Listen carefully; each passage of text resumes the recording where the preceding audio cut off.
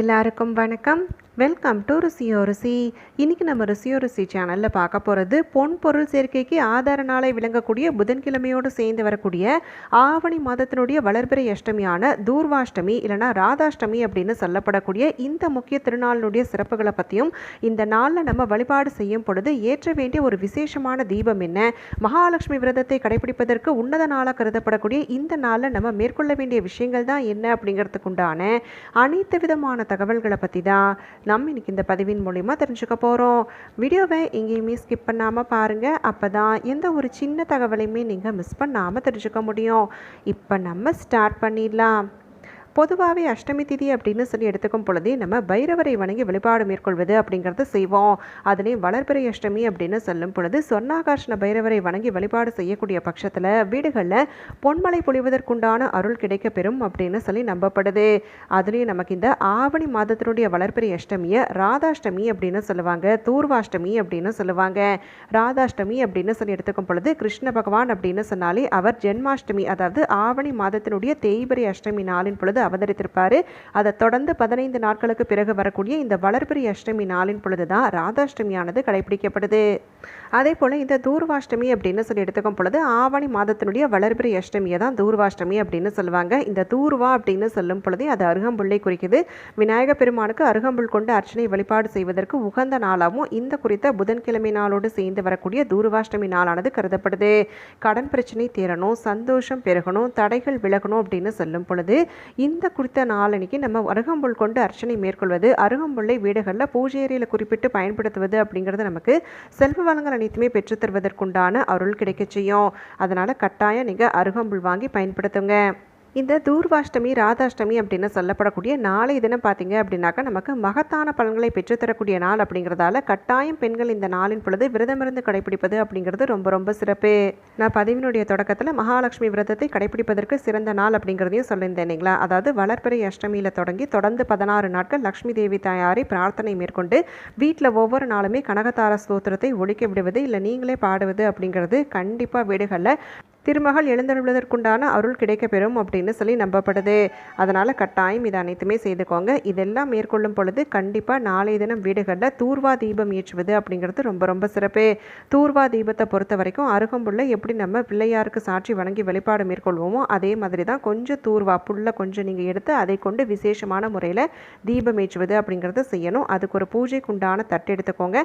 அதில் நீங்கள் மஞ்சள் குங்குமத்தால் ஒற்றைப்படை எண்ணிக்கையில் வர மாதிரி பொட்டுக்கள் வச்சதுக்கப்புறமா கொஞ்சம் நீர் விட்டு அதில் கொஞ்சம் குங்குமத்தையும் சேர்த்து கரைத்து நீங்கள் நல்லா சிவப்பு நீர் மாதிரி மாற்றிடணும். அதுக்கப்புறமா தூர்வா புல்லை கொஞ்சம் கைகளில் வைத்து எந்த ஒரு கோரிக்கையை நிறைவேறணுங்கிறதுக்காக இந்த தீபத்தை ஏற்றலான்னு சொல்லி முடிவெடுத்தீங்களோ அந்த கோரிக்கையை முன்வைத்து அந்த புல்லையும் அந்த நீரில் வைப்பது அப்படிங்கிறத செய்திருங்க. இதுக்கப்புறமா ஒரு அகல் தீபத்தில் சிவப்பு திரியிட்டு தீபம் ஏற்றுவது அப்படிங்கிறது தான் கண்டிப்பாக இந்த நாளைக்கு செய்யணும். ஏன்னா நம்ம வளர்பிறை அஷ்டமி அப்படின்னு சொல்லும் பொழுதே பைரவ வழிபாடுக்கு உகந்த நாள் இல்லைங்களா. அதனால் கட்டாயம் நம்ம சிவப்பு திரிகளை வீடுகளில் பயன்படுத்துவது அப்படிங்கிறத செய்துக்கலாம். சிவப்பு திரி போட்டு நல்லெண்ணெய் விட்டு தீபம் ஏற்றுவது அப்படிங்கிறத செய்துக்கோங்க. உங்களுக்கு எப்படி விருப்பமோ அந்த மாதிரி நீங்கள் அந்த தீபத்தை அலங்கரிப்பது அப்படிங்கிறத செய்துக்கலாம்.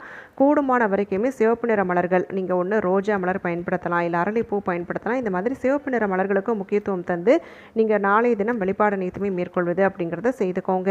இப்படி நம்ம செய்யும் பொழுது கட்டாயம் நம்மளுடைய கோரிக்கைகள் நிறைவேறுவதோடு மட்டும் இல்லாமல் வீடுகளில் செல்வமலை பொழிவதற்குண்டான அருள் கிடைக்க பெறும் அப்படின்னு சொல்லி நம்பப்படுது. சரி, இந்த தீபத்தை எப்போ ஏற்றணும் அப்படின்னு கேட்டிங்கன்னா, ஒன்று காலை நேரத்தில் ஏற்றுவது அப்படின்னாலும் செய்துக்கலாம், இல்லை மாலை நேரத்தில் ஏற்றுறதுனாலும் செய்துக்கலாம். உங்களுடைய விருப்பம் தான். நமக்கு இந்த அஷ்டமி திதியானது இன்றைய தினமே தொடங்கிறது, நாளை வரைக்குமே இருக்குது அப்படிங்கிறதால ஒன்று காலை நேரத்துலையோ இல்லை மாலை நேரத்துலையோ விளக்கேற்றுவது அப்படிங்கிறது ரொம்ப ரொம்ப சிறப்பு.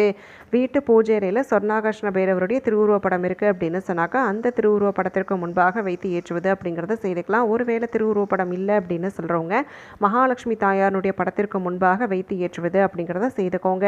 புதன்கிழமையோடு வரக்கூடிய இந்த தூர்வாஷ்டமி அதுவும் ராதாஷ்டமி அப்படின்னு சொல்லப்படக்கூடிய திருநாள், அதுலேயும் மகாலட்சுமி விரதம் தொடங்குவதற்குண்டான ஒரு முக்கிய நாளாக கருதப்படக்கூடிய காரணத்தால் கட்டாயமாக இந்த தீப வழிபாடு மேற்கொண்டோம் அப்படின்னு சொன்னாலே நம்மளுடைய பிரச்சனைகள் அனைத்துமே தீரும், தடைகள் விலகும், சந்தோஷம் பெருகுவதற்குண்டான வாய்ப்பு ஏற்படும்.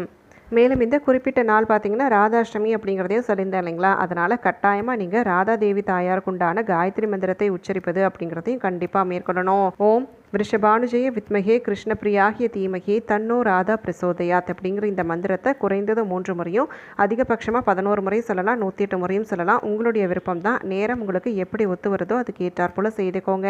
மொத்தத்தில் இந்த நாளன்னைக்கு வீடுகளில் கனகதாரா ஸ்தோத்திரத்தை ஒழிக்க விடுவது, பைரவர் அஷ்டகம் படிப்பது, இது கூட நீங்கள் ராதாதேவி தாயாருக்கு உண்டான காயத்ரி மந்திரத்தை உச்சரிப்பது அப்படிங்கிறதெல்லாம் செய்தாலே கண்டிப்பாக நம்மளுடைய வினைகள், கஷ்டங்கள், பிரச்சனைகள் இது அனைத்துக்குமே முற்றுப்புள்ளி வைப்பதற்குண்டான நல்ல ஒரு தொடக்கத்தையும் இந்த நாளில் நம்ம செய்துக்கலாம். இப்படி நம்ம எல்லா விஷயங்களுமே பார்த்து செய்வதோடு மட்டும் இல்லாமல் கட்டாயம் நாளைய தினம் பக்கத்தில் பைரவர் வீற்றிருக்கக்கூடிய ஆலயம் இருக்குது அப்படின்னு சொல்லும் பொழுது, பொதுவாக சிவாலயங்களில் பைரவர் வீற்றிருப்பார்.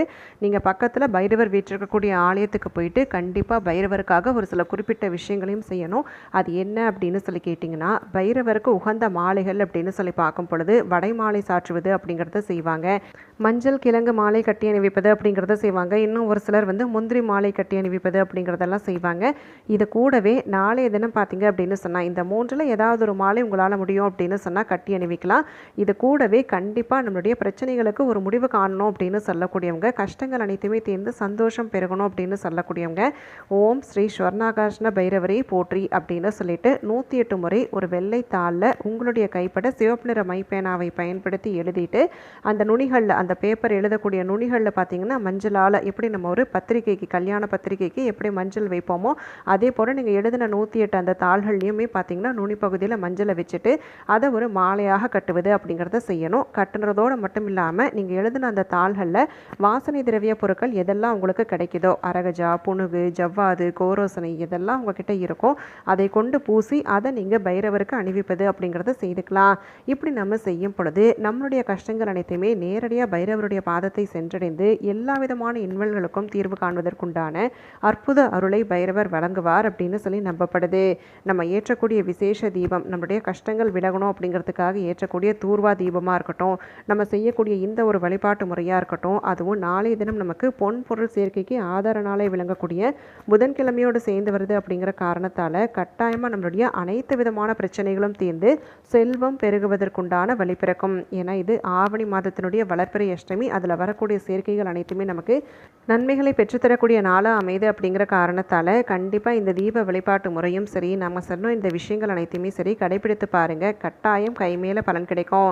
நான் பதிவில் சொன்ன மாதிரி மகாலட்சுமி விரதத்தை கடைபிடிக்கலாம் அப்படிங்கிற யோசனை இருக்கக்கூடியவங்க வளர்பிறை அஷ்டமி நாளான நாளைய தினம் தொடங்கி தொடர்ந்து 16 நாட்கள் நீங்கள் விரதம் கடைபிடிப்பது, மகாலட்சுமி தாயாருக்குண்டான போற்றிகள், நாமாவளிகள் இது அனைத்தையுமே அதிகாலை நேரமான பிரம்ம முகூர்த்தத்தில் தீபம் ஏற்றும் பொழுது சொல்லி வழிபட்டாலே கண்டிப்பாக வீடுகளில் கனகமழை பொழிவதற்குண்டான அருள் கிடைக்கப்பெறும். இது கூட நீங்கள் கனகதாரா ஸ்தோத்திரத்தையும் முடிக்க விடுவது அப்படிங்கிறத செய்துக்கோங்க. இப்போ நம்ம இந்த பதிவின் மூலயமா ஆவணி மாதத்தினுடைய வளர்பிறை அஷ்டமியான நாளைய தினம் புதன்கிழமையோடு சேர்ந்து வருது அப்படிங்கிற காரணத்தால் இந்த அற்புதமான தூர்வாஷ்டமி, ராதாஷ்டமி, மகாலட்சுமி விரதம் கடைபிடிப்பதற்குண்டான உன்னத நாளாக கருதப்படக்கூடிய காரணத்தால் இந்த குறித்த நாளில் நம்ம மேற்கொள்ள வேண்டிய விஷயங்கள் என்ன அப்படிங்கிறதுக்குண்டான தகவல்கள் எல்லாமே தெரிஞ்சுக்கிட்டோம். கட்டாயம் இந்த பதிவு அனைவருக்குமே பயனுள்ளதாக அமைந்திருக்கும்னு சொல்லி நினைக்கிறேன். அப்படி பயனுள்ளதாக இருக்கக்கூடிய பட்சத்தில் உங்களுடைய ஃப்ரெண்ட்ஸ் அண்ட் ஃபேமிலிக்கும் தவறாமல் ஷேர் பண்ணுங்கள். அவங்களும் இந்த தகவல்கள் அனைத்தையுமே பார்த்து பயன்பெறட்டும். நாளைக்கு மறுபடியும் ஒரு அட்டகாசமான பதிவோடு உங்களை நான் சந்திக்கிறேன். அது வரைக்கும் நன்றி, வணக்கம்.